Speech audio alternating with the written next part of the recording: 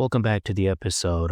In this episode, we're going to explore a provocative argument that the most powerful political institutions of the modern world are not democratic ones, that neither the United States nor any European democracy can claim the level of political strength and coherence that nations like China or Russia possess.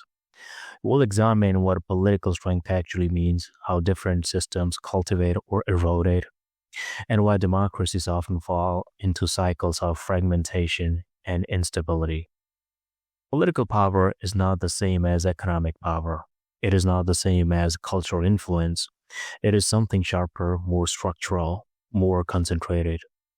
When people say that the most powerful political institution in the world, they're talking about the ability to make long-term decisions, enforce those decisions, maintain internal unity, and project stability forward into the future. By that standard, the argument begins like this. The modern democracies are structurally weaker than authoritarian states, not because they are morally inferior, not because they are ethically wrong, but because their internal mechanics prevent long-term political cohesion. China and Russia, regardless of one's moral judgment of them, are undeniably more coherent as political systems. Their policies do not reset every 4 years. Their strategic visions extend beyond electoral cycle. Their political elites do not campaign for survival every election. And that, for the better or worse, creates a different kind of stability. Call it authoritarian stability if you want. Now, the question is that why democracies are so fragile. Democracies, particularly Western-style democracies, operate on a rhythm of constant resets. The new government, new ideology, new foreign policy, new domestic agenda. Every 4 or 8 years, the political table is wiped clean. Bureaucracies shift, goals shift, alliances shift. Even national identity seems to shift depending on who wins an election. Compare that to China or Russia. A policy introduced today can remain in force for a decade. A leader can remain long enough to transform the economy or military. Political vision can be executed without interruption. This is not an argument about morality, it is an argument about function. Democracy distributes political power widely, which sounds beautiful in theory, but distribution also means fragmentation. And fragmentation over the time becomes weakness. Democratic governments must constantly appeal to the voters. They must persuade, perform, entertain, and even flatter, and that is one of the flaws of the democratic system. The logic of free election takes priority over long-term thinking. But here's the paradox. When a government depends on a short-term public mood, it becomes incapable of long-term strategy. A democracy rarely plans 20 years ahead. Authoritarian regimes can, because they do not need permission, can plan, more than 20 years, for 40 years, or for hundreds of years. So the democracy maximizes freedom, and authoritarianism maximizes continuity. You cannot maximize both. But then who really has the power in the democracies? In democratic states, political power is not in the government at all. In the US, for example, the presidents are limited, Congress is divided, courts are powerful but political, and none of them are truly independent of outside influence. Because in the democratic systems, money, media, corporations, and the social movements hold enormous power. A billionaire, an activist network, a tech mogul, a hedge fund, a media empire, anyone with any enough resources can shape national policy. In a democracy, power leaks into interest groups, lobbyists, donors, think tanks, corporations, intelligence communities, social movements, and online platforms.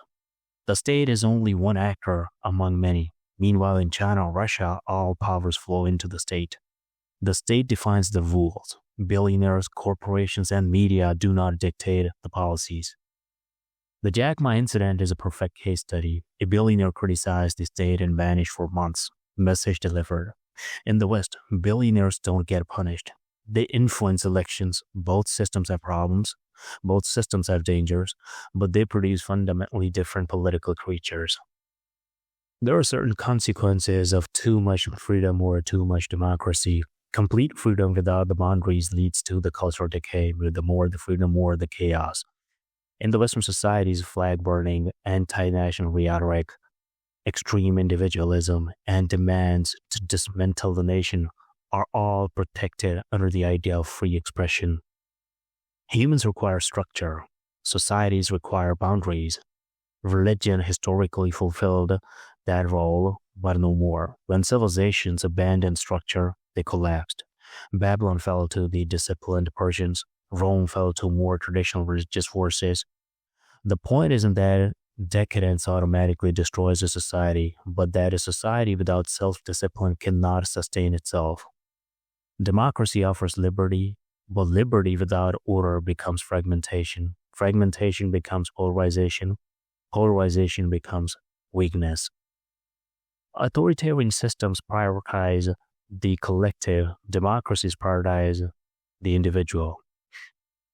Now, the philosophical question is that which one produces a strong nation state? In wartime, authoritarian state mobilizes instantly.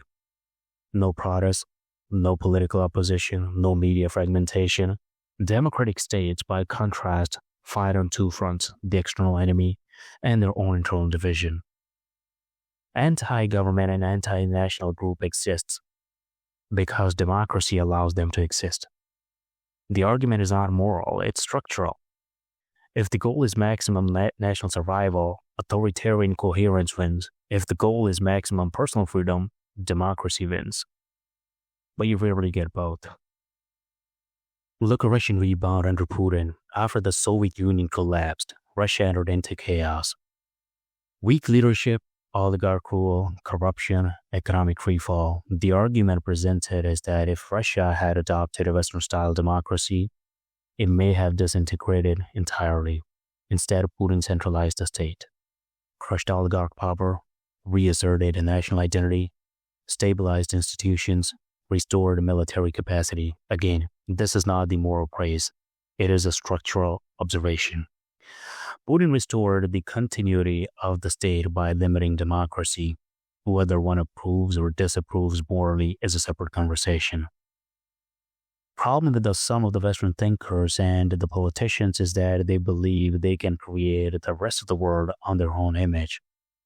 Francis Fukuyama, one of the scholars of the United States, says in his book End of the History that the liberal democracy is the final form of government, and he was dead wrong about it. Cultures with deep civilization foundations like China, Russia, India, the Middle East, they cannot be reshaped into the Western replicas. They will never be like the Western world. Their histories, their religions, and the politics, and their psychology, it resists the Westernization. Democracy is not universal. It is cultural. It thrives only in certain soil.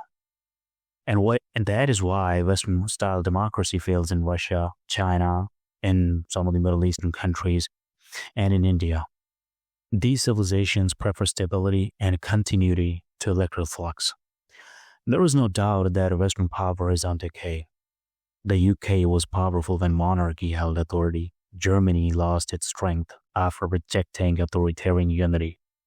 The US became a superpower because its rivals were weak, not because its democracy made it strong. Democracy creates tribes. Authoritarian systems create nations. A single unified political structure, like monarchy, centralized republic, controlled democracy, produces coherence and global dominance. Fragmented democracies do not.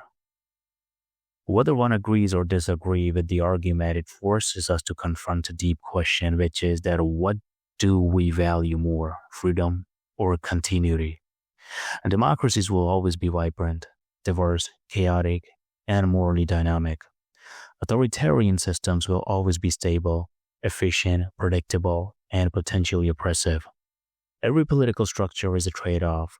Understanding that trade-off is the first step in understanding modern geopolitics. Thank you for listening. Until next time.